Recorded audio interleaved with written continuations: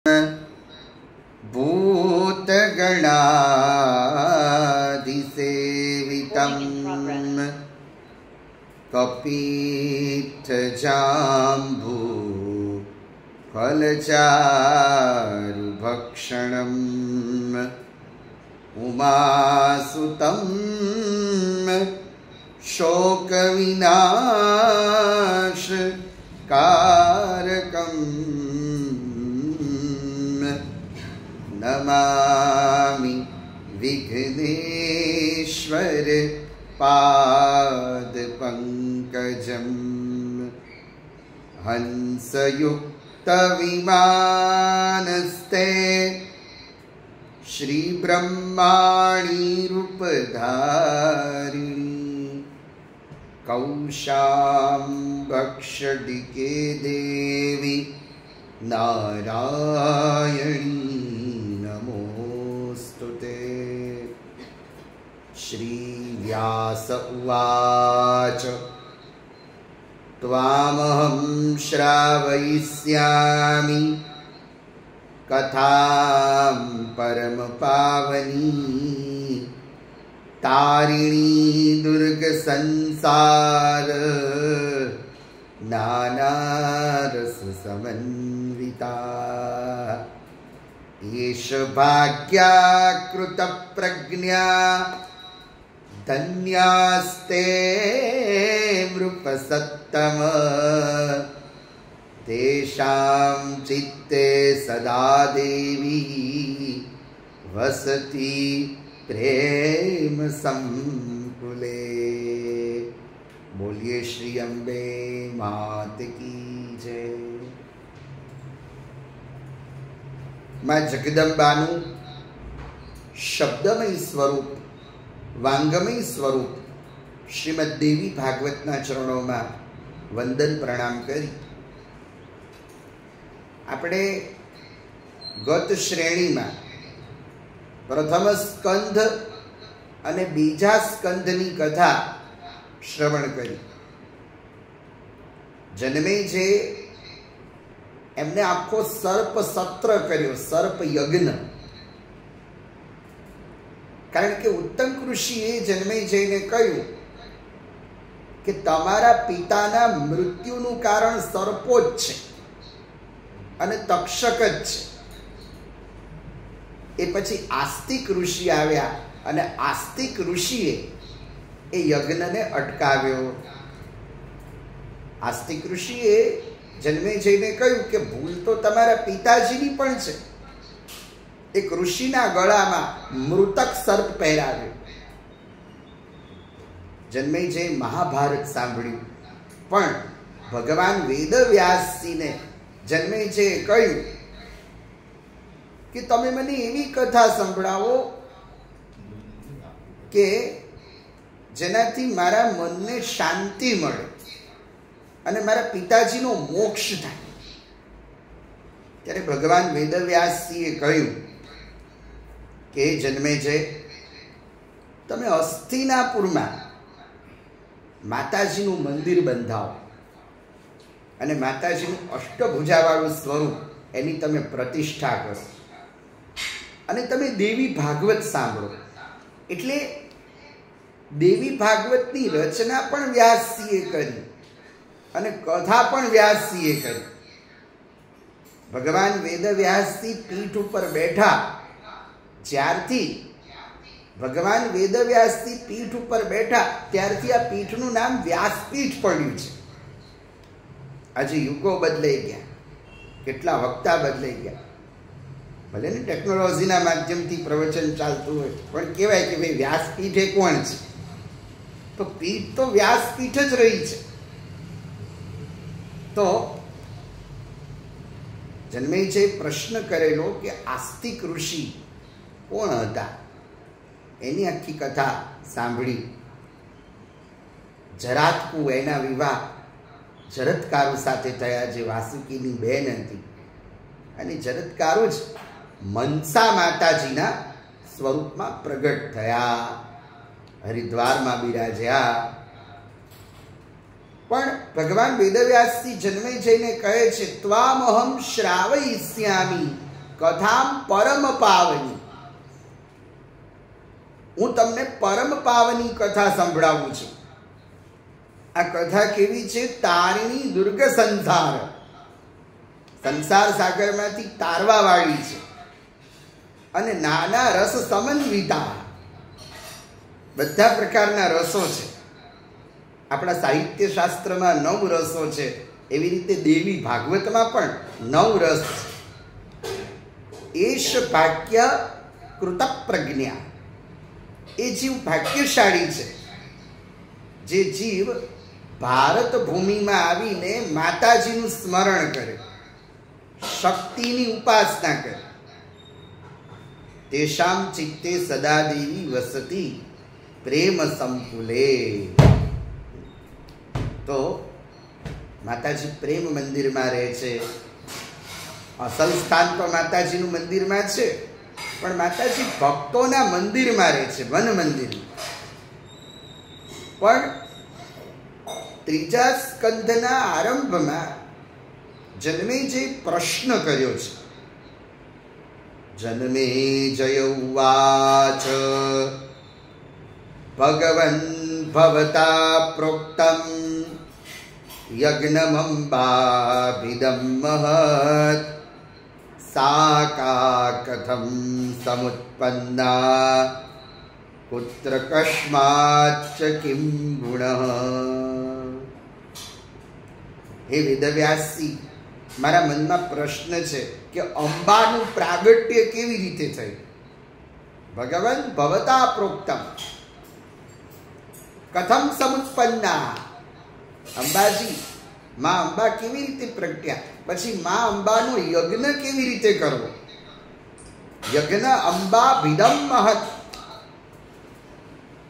પછી માતાજીના ગુણો કેવા છે? સાકા કથમ સમુત્પન્ના પુત્ર કસ્માચ્ચ કિમ ગુણ. તો બીજો પ્રશ્ન જન્મે છે એ પૂછ્યો કે આ સૃષ્ટિનું સર્જન કોને કર્યું? આ સૃષ્ટિનું સર્જનહાર કોણ છે? કોઈ એમ કહે છે કે બ્રહ્માજીએ આ સૃષ્ટિનું સર્જન કર્યું, કોઈ એમ કહે છે કે સૂર્યનારાયણ ભગવાને આ સૃષ્ટિનું સર્જન કર્યું. પણ મારા મનમાં પ્રશ્ન છે કે સૃષ્ટિનો સર્જનહાર કોણ? તો આવો પ્રશ્ન પૂછ્યો ત્યારે વેદવ્યાસજીએ કહ્યું કે મેં આવો પ્રશ્ન નારદજીને પૂછ્યો હતો ગંગા નદીના તટ ઉપર. પછી નારદજીએ બ્રહ્માજીને પૂછ્યો અને કથા આપણે સાંભળી કે બ્રહ્માજી જે સર્જન કરે છે એ સર્જનમાં પણ જગદંબાની શક્તિ છે. ત્રણેય દેવો મણિદ્વીપ ધામમાં આવ્યા છે. માતાજી વિમાનમાં બેસાડી ત્રણેય દેવોને લઈ આવ્યા છે. અમૃતનો સમુદ્ર છે જ્યાં મણિનો બેટ છે, મણિદ્વીપ ધામ, એનું વર્ણન દેવી ભાગવતમાં કર્યું છે કે એના 18 તો કિલ્લા છે.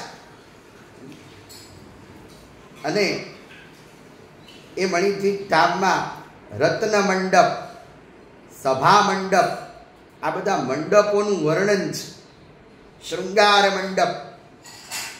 તો મણિદ્વીપ ધામમાં માતાજી બિરાજમાન છે. દેવી ભાગવતના મણિદ્વીપ ધામનું જે વર્ણન છે આખું, કે માતાજી જે વેદિકા ઉપર બિરાજમાન છે એ વેદિકાના પાયા બ્રહ્માજી, ભગવાન વિષ્ણુ અને મહાદેવજી પોતે છે. ત્રણેય દેવો આયા છે. માતાજીનું તેજ કેવું છે તો દેવી ભાગવતમાં વર્ણન કર્યું. રક્તમાલ્યાંબરધરા વિદ્યુત્કોટિ સમપ્રભા સુરક્તા નયના કાંતા દંતચ્છદ વિરાજિતા. માતાજીનું તેજ કેવું છે તો કહ્યું રક્તમાલ્યાંબરધરા.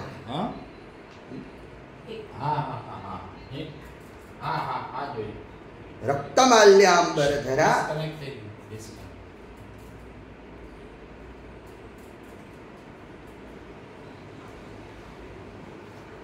અંબરધરા વિદ્યુત કોટી સમપ્રભા સુરક્તા નયના કાંતા દંતચ્છદ વિરાજિતા.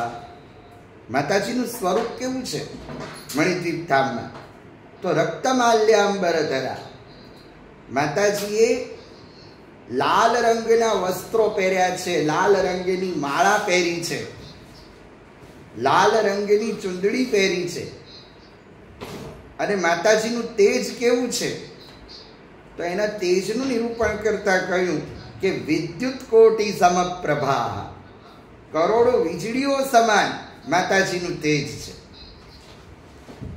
તો ત્રણેય દેવો માતાજીની નજીક ગયા છે. માતાજીએ ત્રણેય દેવોને પોતાના જમણા પગના અંગૂઠાના નખમાં સમગ્ર બ્રહ્માંડના દર્શન કરાવ્યા છે. એ પછી માતાજીએ વિભૂતિનું વર્ણન કર્યું છે. ત્રીજો સ્કંધ અને ત્રીજા સ્કંધમાં, ત્રીજા અધ્યાયમાં, ચોથા અધ્યાયમાં માતાજીની વિભૂતિ છે. માં જગદંબા એમ કહે છે કે સૂર્ય ચંદ્રની અંદર જે તેજ છે એ તેજ હું છું. જે ભાવ માતાજીનો છે એ જ ભાવ શ્રીમદ ભગવદ્ ગીતામાં ભગવાને વર્ણવ્યો છે. ભગવાન કહે છે ને કે પુણ્યો ગંધ પૃથિવ્યામ ચ તેજશ્ચાસ્મિ વિભાવસ. તો એ વાત માતાજી કરે છે. પછી માતાજી ત્રણેય દેવોને પોતાની વિભૂતિનું વર્ણન કરતા કહે છે કે ક્રૂરોહમ કર્મોહમ ક્રૂર કર્મોહમ. સત્કર્મ પણ હું છું, બધું હું જ છું. અહમ આત્મા, બધા પ્રાણીઓમાં હું આત્મા સ્વરૂપે બિરાજું છું. આ જગતમાં કોઈ એવી વસ્તુ નથી, કોઈ એવો વ્યક્તિ નથી કે જેમાં હું બિરાજતી ન હોઉં. હું બધે જ છું.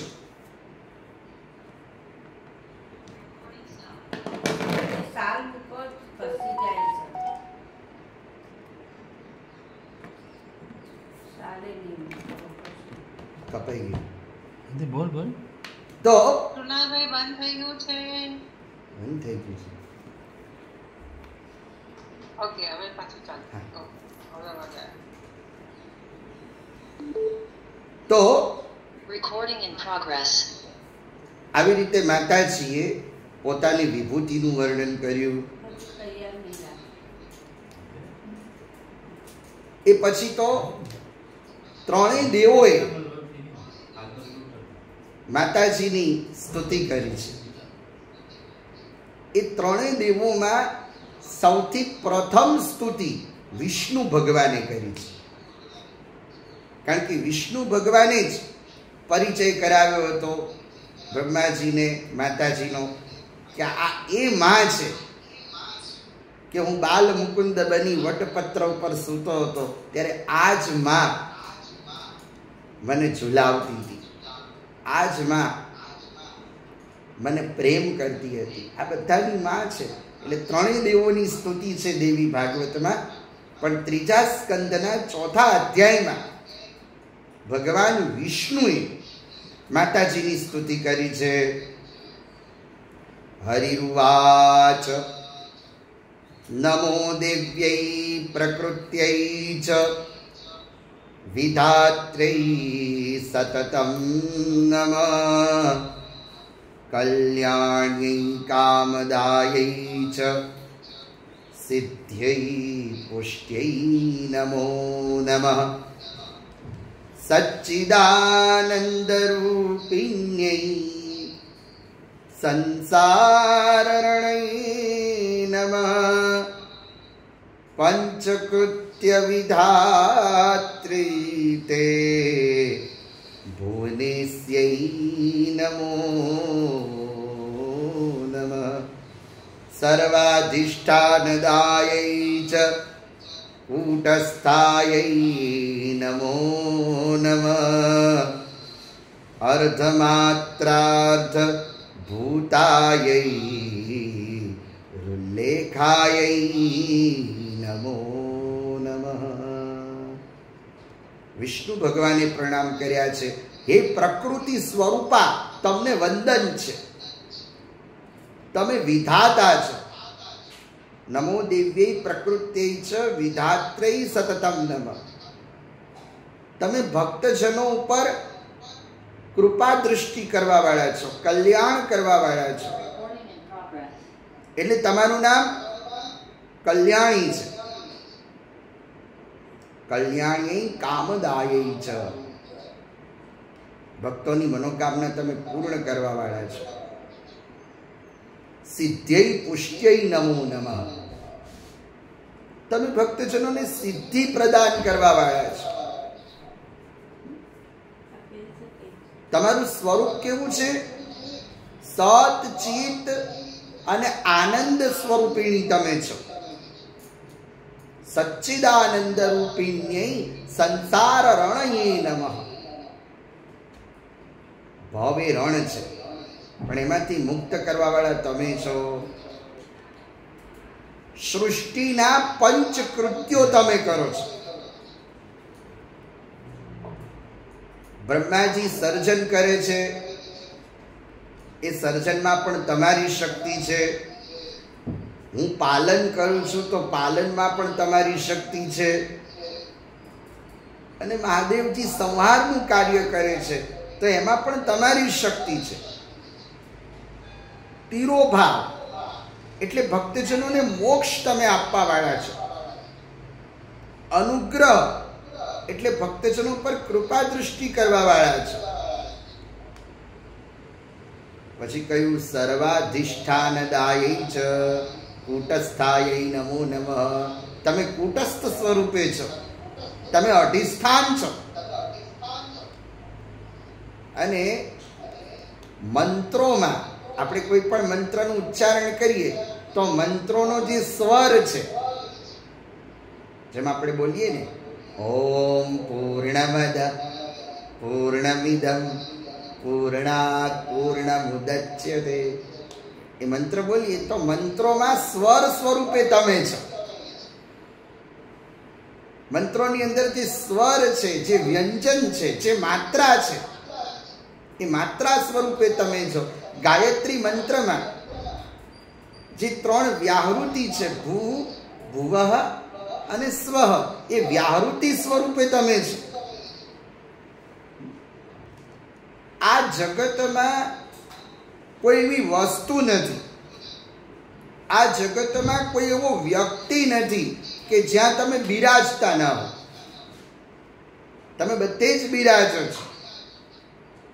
એટલે આવો ભાવ વિશ્વંભરી સ્તુતિમાં પણ આવ્યો કે ખાલીન કોઈ સ્થળ છે વિણયા પધારો, બ્રહ્માંડમાં અણુ અણુ મહિવાસ તારો, શક્તિન માપ ગણવા અગણિત માપો, મામ પાયો ભગવતી ભવ દુઃખ કાપો. એ પછી તો વિષ્ણુ ભગવાને કહ્યું કે જો શક્તિ ના હોય, શક્તિ વિના પુરુષ અશક્ત છે. કોઈ પણ કાર્ય કરવું હોય તો શક્તિની જરૂર પડે, શક્તિ વિના કશું નથી. પછી તો વિષ્ણુ ભગવાને માતાજી પાસે માંગ્યું કે હે માં, મારી એવી ઈચ્છા છે કે તમારું સ્વરૂપ એ મારા હૃદયમાં રહે. તમારું સ્વરૂપ મારા હૃદયમાં, મારા ચિત્તમાં રહે, અને તમારું નામ એ મારા મુખમાં રહે. મારી એક જ માગણી છે, તમારું સ્વરૂપ મારા ચિત્તમાં રહે. અને દેવી ભાગવતનો ત્રીજો સ્કંદ, ત્રીજા સ્કંદ માં ચોથો અધ્યાય, ચોથા અધ્યાયમાં છેલ્લો શ્લોક વિષ્ણુ ભગવાનની સ્તુતિ. વિષ્ણુ ભગવાને માતાજી પાસે માંગ્યું, નમો દેવી મહાવિદ્યે નમામિ ચરણૌ તવ સદા જ્ઞાન પ્રકાશમ મે દેહી સર્વાર્થ દેશિવે.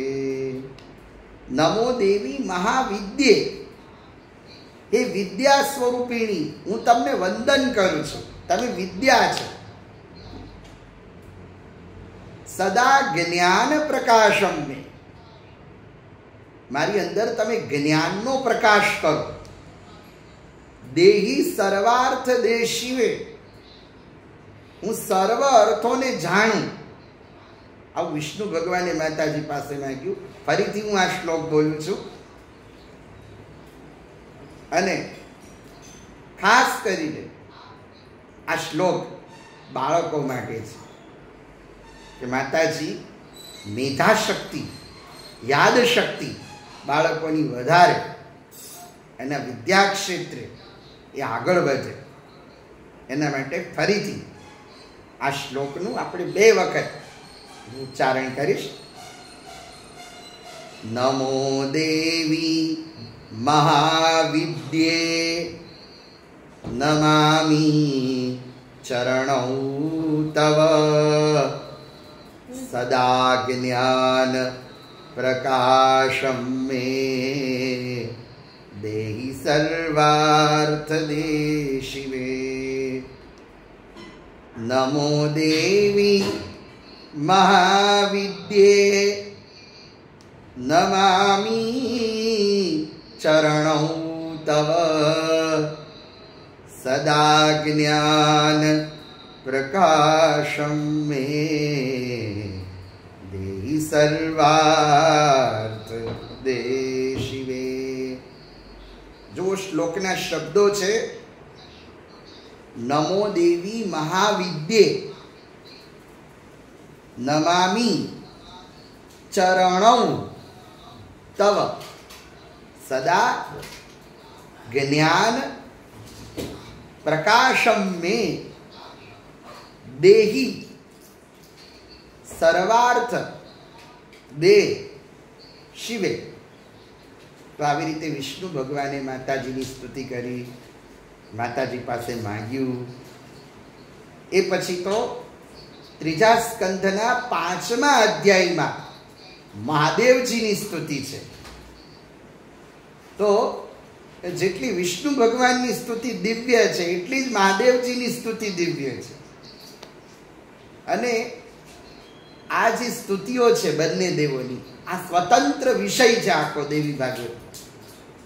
તો ભોળાનાથે માતાજીની સ્તુતિ કરી. શ્રી શિવ ઉવાચ યદિ હરિસ્તવ દેવી વિભાવજ તમનુ પદ્મજ એવ તમોદ્ભવ કિમપિ યત્ર તવાપિ ન સદ્ગુણમ સકલ લોક વિધૌ ચતુરાશિવે.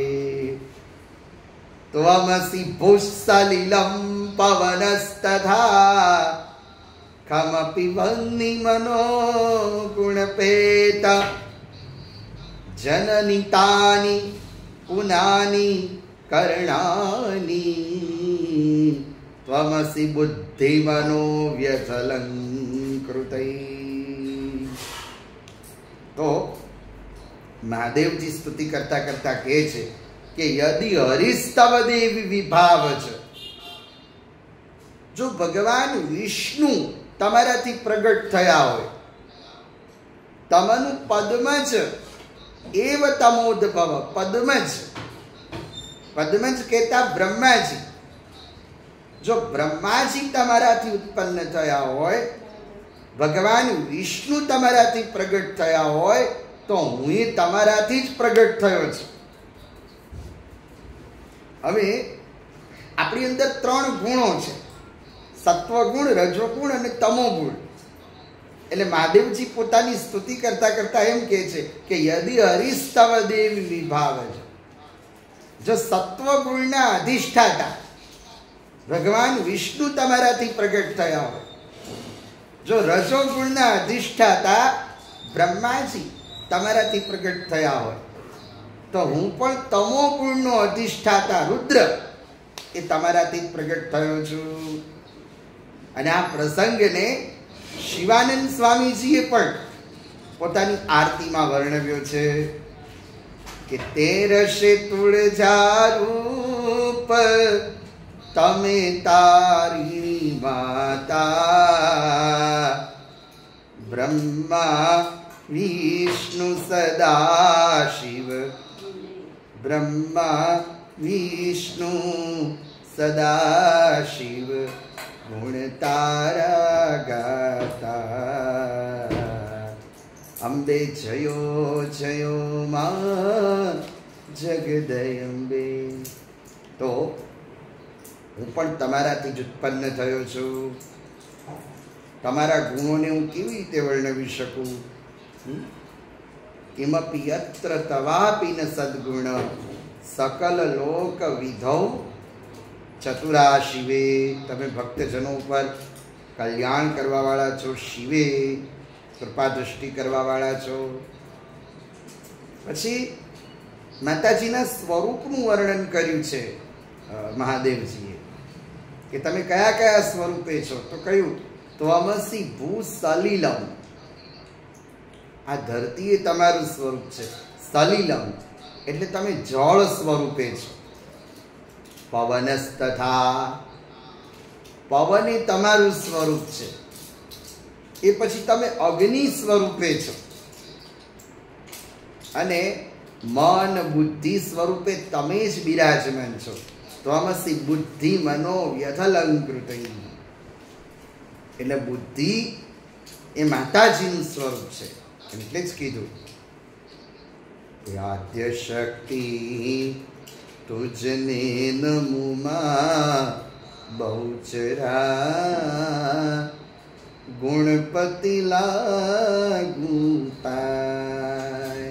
હો મા દિન જાણીને દયા કરો માં બહુચરા, મુખે માગ્યું તે થાય.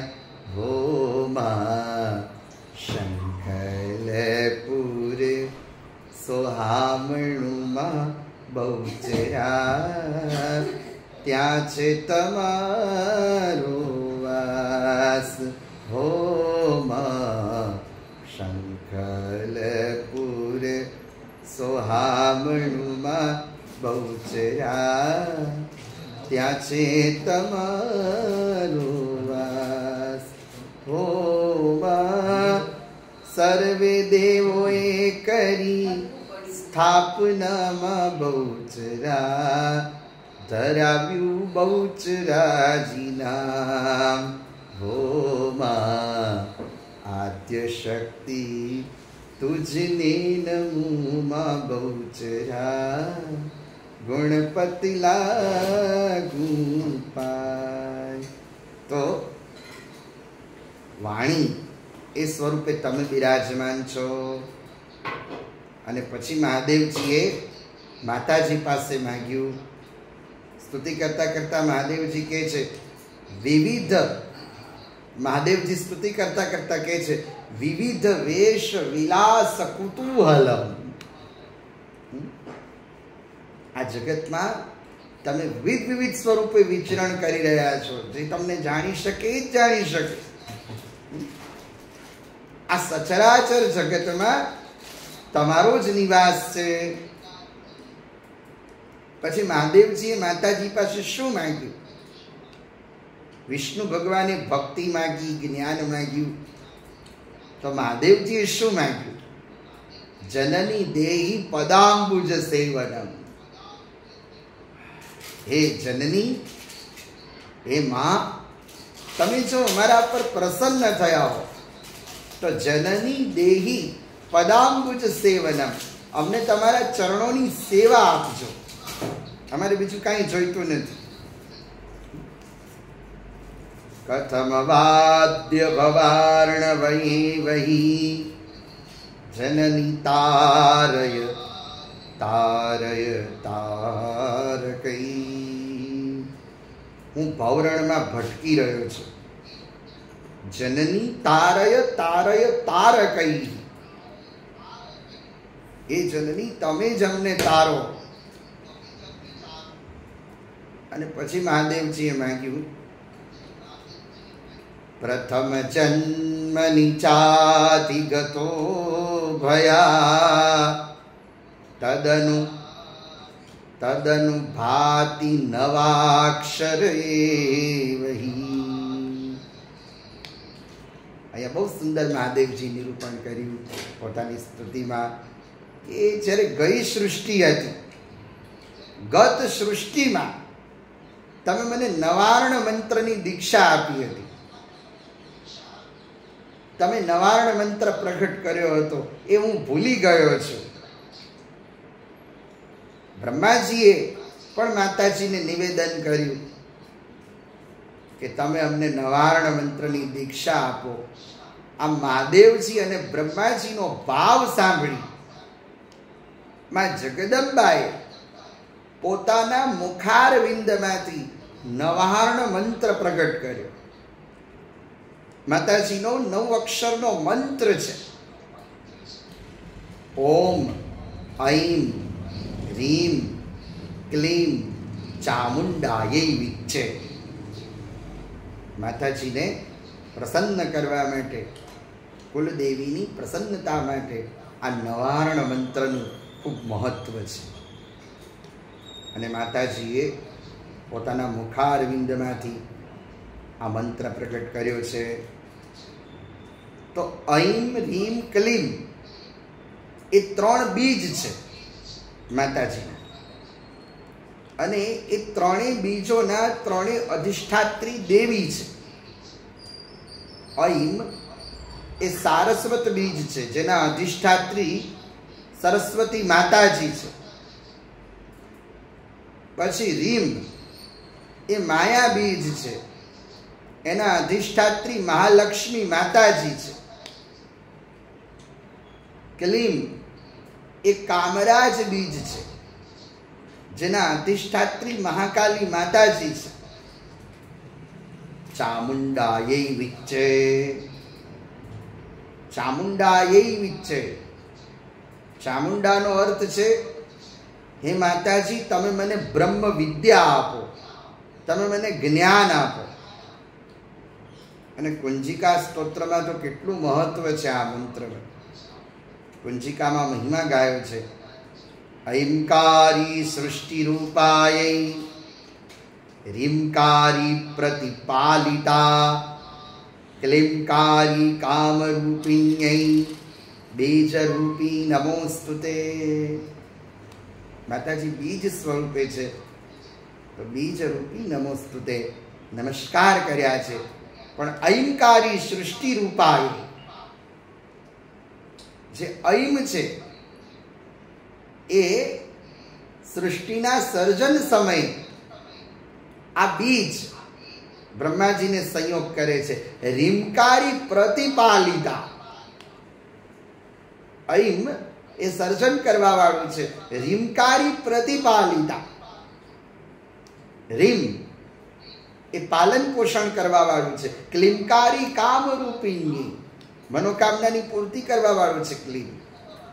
તો એવા બીજરૂપી નમોસ્તુતે, એવા બીજરૂપી માં જગદંબાને વંદન કરું છું. તો માતાજી નવાર્ણ મંત્ર આપ્યો. એ પછી માં જગદંબાએ 3 શક્તિઓ પ્રગટ કર્યા છે. આ 3 શક્તિઓ કયા કયા? મહાકાલી, મહાલક્ષ્મી અને મહાસરસ્વતી. આ માતાજીનું ત્રિગુણાત્મિકા સ્વરૂપ છે. અને આ જે 3 સ્વરૂપો છે માતાજીના, એ 3 સ્વરૂપોના જ 3 દિવસો છે નવરાત્રિ. એટલે અત્યંત પવિત્ર અનુષ્ઠાન છે નવરાત્રિ અનુષ્ઠાન. પહેલા 3 દિવસ મહાકાલી માતાજીના, પછી બીજા 3 દિવસ એ મહાલક્ષ્મી માતાજીના, અને છેલ્લા જે 3 દિવસ છે એ સરસ્વતી માતાજીના છે, જેને શારદીય દિવસ તરીકે માનવામાં આવે છે. અને આ નવરાત્રિ પણ શારદીય નવરાત્રિ અનુષ્ઠાન ગણવામાં આવે છે. તો આ જે માતાજીનું સ્વરૂપ છે એ આપણી અંદર છે. 3 શક્તિઓ છે: દ્રવ્ય શક્તિ, ક્રિયા શક્તિ અને જ્ઞાન શક્તિ. તો સૌથી પહેલા ક્રિયા શક્તિ.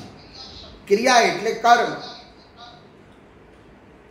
કોઈ પણ વ્યક્તિએ પોતાના જીવનમાં પુરુષાર્થ કરવો જોઈએ, એટલે ક્રિયા શક્તિ એટલે મહાકાલી માતાજી. એટલે પહેલા 3 દિવસ મહાકાલી માતાજી જે કર્મની પ્રેરણા આપે છે. પછી દ્રવ્ય શક્તિ. કર્મ કરો, મહેનત કરો તો ધન મળે. પછીના જે 3 દિવસ છે એ મહાલક્ષ્મી માતાજીના છે. એટલે મહાલક્ષ્મી માતાજી દ્રવ્ય શક્તિ. કર્મ કરો, ધન મળે, પણ એ ધનને કઈ જગ્યાએ વાપરવું એનું જ્ઞાન તો હોવું જોઈએ ને. એટલે છેલ્લા 3 દિવસો સરસ્વતી માતાજીના, એટલે જ્ઞાન શક્તિ. અને જ્ઞાન આવે ત્યારે જ માણસ ઇન્દ્રિયો પર વિજય મેળવી શકે. પંચ જ્ઞાનેન્દ્રિય, પંચ કર્મેન્દ્રિય અને 11મું મન ઇન્દ્રિયોને ક્યારે જીતી શકે? જ્યારે માણસને જ્ઞાન આવે. અને એટલે જ છેલ્લે દશેરા, વિજયાદશમી. એટલે આપણા જે પર્વો છે, તો આ માતાજીનું ત્રિગુણાત્મિકા સ્વરૂપ છે, જે વૈષ્ણવી દેવીના નામે પણ પ્રસિદ્ધ છે. અને દુર્ગા સપ્તસતી ચંડી પાઠ એના 11મા અધ્યાયમાં કહ્યું, ત્વમ વૈષ્ણવી શક્તિ અનંત વીર્ય. તમારું વીર્ય, તમારું તેજ અનંત છે. ત્વમ વૈષ્ણવી શક્તિ, તમે વૈષ્ણવી છો. તો અહીંયા માતાજીએ 3 શક્તિઓ પ્રગટ કર્યા: મહાકાલી માતાજી, મહાલક્ષ્મી માતાજી અને સરસ્વતી માતાજી. 3 દેવોને 3 શક્તિઓ સમર્પિત કર્યા.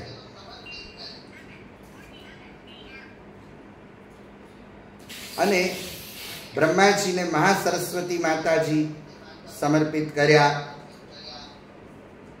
બ્રહ્માજીને કહ્યું કે તમે સૃષ્ટિનું સર્જન કરો. પછી ભગવાન વિષ્ણુ એમને મહાકાલી માતાજી, ભગવાન વિષ્ણુ એમને મહાલક્ષ્મી માતાજી સમર્પિત કર્યા. મહાલક્ષ્મી જે શક્તિ છે ભગવાન વિષ્ણુને આપ્યા. કહ્યું કે તમે સર્જન કરો, તમે પાલન કરો. બ્રહ્માજીનું કાર્ય સર્જનનું, ભગવાન વિષ્ણુનું કાર્ય પાલનનું. મહાકાલી માતાજી મહાદેવજીને સમર્પિત કરીને કહ્યું કે તમે સંહારનું કાર્ય કરો. બ્રહ્માજીને કહ્યું કે તમને સર્જનમાં સરસ્વતી માતાજી સહયોગ કરશે. ભગવાન વિષ્ણુને કહ્યું કે તમને મહાલક્ષ્મી સહયોગ કરશે. અને મહાદેવજીને કહ્યું કે તમને મહાકાલી સહયોગ કરશે, કે તા રુદ્રાણી. કઈ રીતે શક્તિઓ સમર્પિત કર્યા. પછી માતાજીએ કહ્યું કે સદા એકત્વમ ન ભેદોસી. હું એક જ છું. સદા એકત્વમ ન ભેદોસી. કોઈએ ભેદ માનવો નહીં. તો હું અલગ અલગ સ્વરૂપે પ્રગટું છું. ભક્તજનો પર કૃપા કરવા માટે થઈ, ભક્તજનોને કૃતાર્થ કરવા માટે થઈ.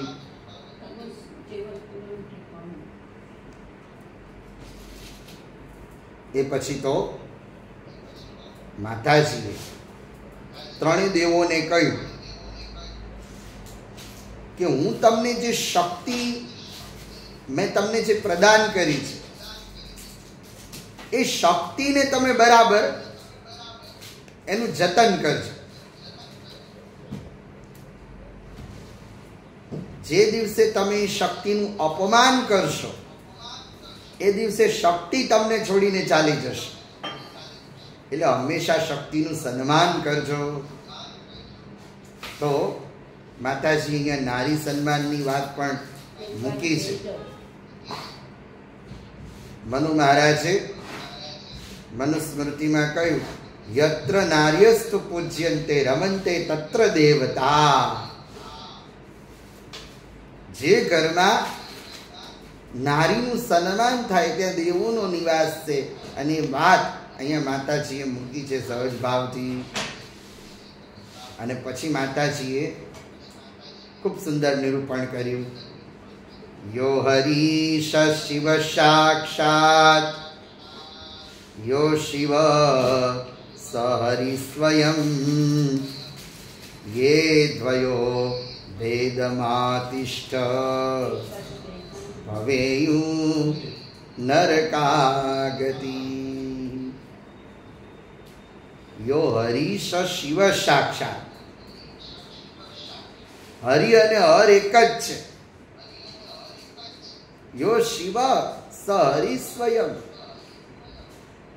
આ જે બંને દેવો છે એમના વચ્ચે ક્યારે ભેદ માનવો નહીં. અને આ વાત રામાયણમાં કરી છે કે શંકર વિમુખ ભગતિ મોહી કરહી સોનર મૂઢ મતી સોઈ હોય. અને ખૂબ સુંદર નિરૂપણ કરતા ભગવાન કહે છે કે શિવદ્રોહી મમ ભગત કહાવા સ્વપ્ને મોરે દર્શ નહીં પાવા. શંકર પ્રિય મમ દ્રોહી શિવદ્રોહી મમ દાસ તે નર કરહી કલ્પમહી ઘોરે નરક નિવાસ. જે મને માનશે પણ શિવજીનો દ્રોહ કરશે એનો નરકમાં નિવાસ થશે. તો જે વાત રામજીએ કરી છે એ જ વાત માતાજીએ અહીંયા સહજતાથી દેવોને મૂકી. તો ત્રણેય દેવોને માતાજીએ જ્ઞાન આપ્યું અને ત્રણેય દેવોને શક્તિ પ્રદાન કર્યા. ત્રણેય દેવો મણિદ્વીપ ધામમાં 100 વર્ષ રહ્યા છે. 100 વર્ષ વીતી ચૂક્યા. અને જ્યારે બહાર નીકળ્યા મણિદ્વીપ ધામમાંથી ત્યારે પાછું ચારે બાજુ જળ જળ જ હતું, સિવાય જળ બીજું કંઈ હતું નહીં. એટલે માતાજી કહે છે કે તમે માનો છો ને કે આ જગતમાં કશું નથી. અરે કંઈ ન હોવા છતાં પણ આ જગતમાં બધું જ છે. એ દર્શાવ્યું છે માતાજીએ. પછી દેવર્ષિ નારદજીએ બ્રહ્માજીને પ્રશ્ન કર્યો છે કે બ્રહ્માજી, મેં નિર્ગુણા શક્તિની ખૂબ ઉપાસના કરી. હું શ્વેત દ્વીપમાં ગયો. શ્વેત દ્વીપમાં મેં નિર્ગુણા શક્તિનું ખૂબ સ્મરણ કર્યું, ઉપાસના કરી. તો મારા મનમાં પ્રશ્ન છે કે તમે નિર્ગુણા શક્તિને ક્યારે જોયા છે? ત્યારે દેવર્ષિ નારદજી બ્રહ્માજીને કહે છે, તમે નિર્ગુણા શક્તિને ક્યારે જોયા છે? ત્યારે ઉત્તર આપતા દેવર્ષિ નારદજીને બ્રહ્માજી કહે છે